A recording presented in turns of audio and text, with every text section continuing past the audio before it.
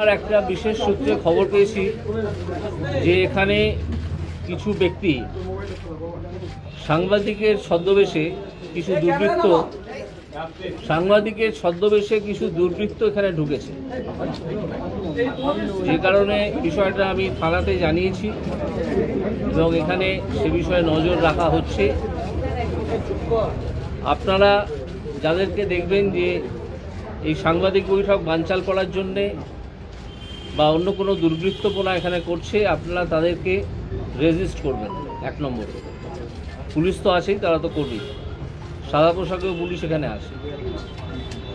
দ্বিতীয় ঘোষণা আমি যেটা করতে চাই সেটা হচ্ছে যে আমি ভারতীয় জনতা পার্টিতে যোগ দিচ্ছি এবং এই যোগদানটা আমি শীঘ্রই করব, সম্ভবত 7 তারিখে।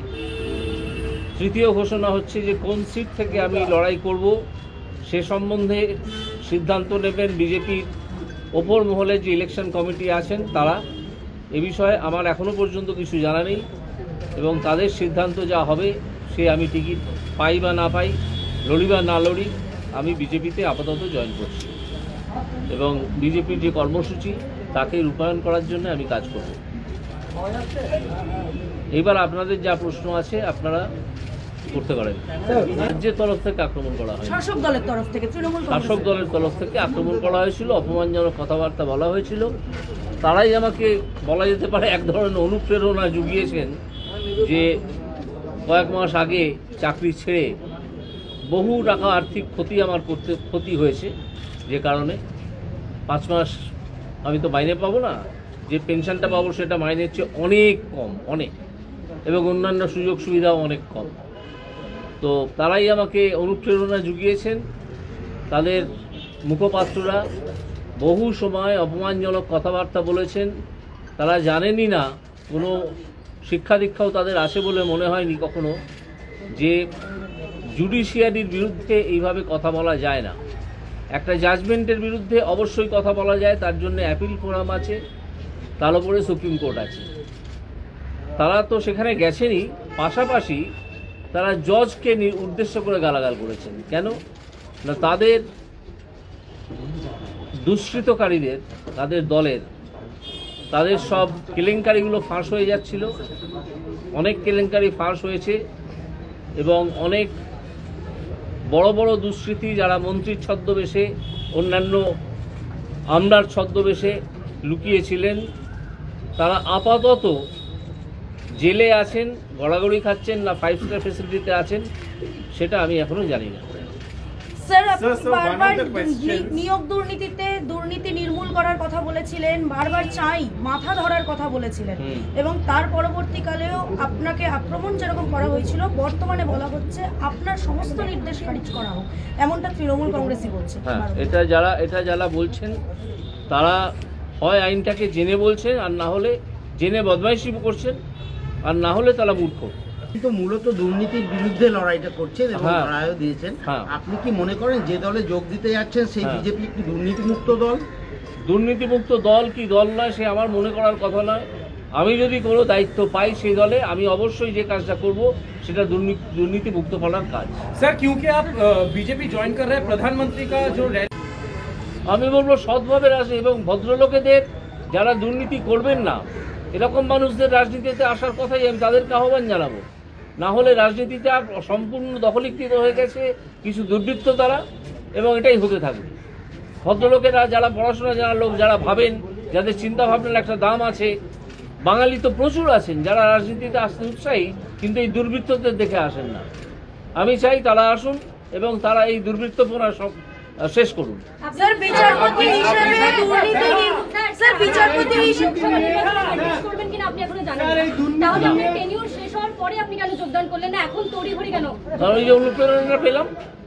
অনুপ্রেরণা পেলাম মাঠে নেমে আসার জন্য। তারা ডাক দিলেন যে আপনি মাঠে নেমে আসুন, আমি তাদের কথা সাড়া দিয়ে চলে এলাম মাঠে। এবার দেখি কুণাল ঘোষ সম্বন্ধে আপনি বলেছিলেন আপনি ব্যক্তিগত অনেকবার আলাপ আলোচনা করেছেন, আড্ডা বেড়েছেন, ভালো সময় কাটিয়েছেন। সেই কুণাল ঘোষ বলছেন যে আপনি এই সিদ্ধান্তটা অনেকদিন আগে থেকেই নিয়েছিলেন। আমার মুখে কথা বসাবেন না। আমি বলেছি কুণাল ঘোষ আমার পরিচিত, আমার সঙ্গে কথা হয়েছে, আমার চেম্বারে একদিন এসেছেন, আমরা দীর্ঘ আড্ডা মেরেছি, কিন্তু এই একদিনই। তবে আমার মানুষটিকে ভালো লেগেছে, এটা আমি বলেছিলাম এবং আজও বলছি। অনেকেই কুণাল ঘোষ সম্বন্ধে অনেক রকম মন্তব্য করেন, কিন্তু আমি সেই মন্তব্যের সঙ্গে সহমত হতে পারিনি। আমার কথাবার্তা বলে মানুষটিকে ভালো লেগেছে। কত দল কেন, আরো অনেক দল আছে, আমার সঙ্গে অন্য দলের কোনো মিলমিশ হলো না। তার কারণ হচ্ছে, যেমন ধরুন সিপিআইএম, আমি যেতে পারতাম, কিন্তু আমি ঈশ্বরে বিশ্বাস করি, উপরওয়ালায় বিশ্বাস করি, আমি ধর্মে বিশ্বাস করি, আমি ধর্ম পালন করি। তারা তো সেগুলো করে না, হয়তো ভেতরে ভেতরে করে, বাইরে বলে না আমরা করি না। তো তাদের সঙ্গে বেসিক্যালি আমার কোনো মিলই হবে না। তো সেই পার্টিতে গিয়ে আমি কি করবো? কংগ্রেস, এবার আস্তে আস্তে আসছি, কংগ্রেস একটা দল যেটা বহুদিন ধরেই একটা পরিবারের জমিদারি, সেই পরিবারের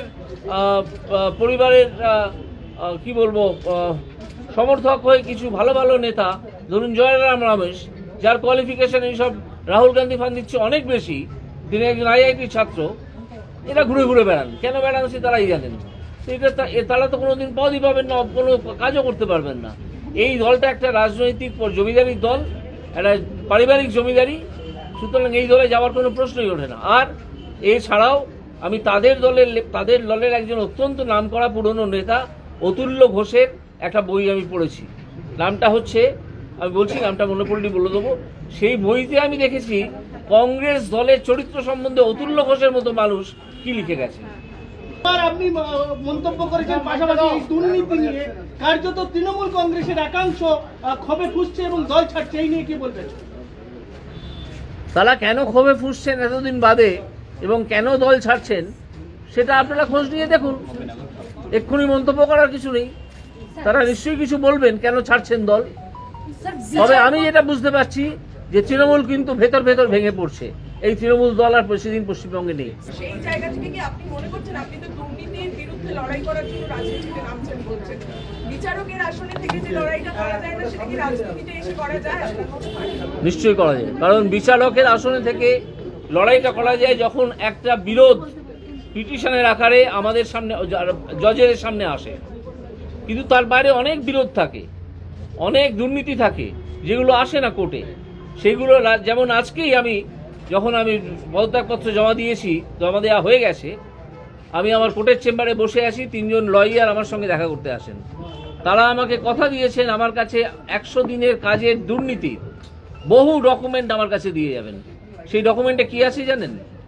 একজন দেখা যাচ্ছে তার বাবার ছবিটাকে তুলে দিয়ে নিজের ছবি বসিয়ে নিজেকে মায়ের হাজবেন্ড বলে দাবি করে মায়ের স্মৃতিতে একটা সিঁদুর দিয়ে তারা সেই 100 দিনের কাজের টাকা হাসিল করছেন।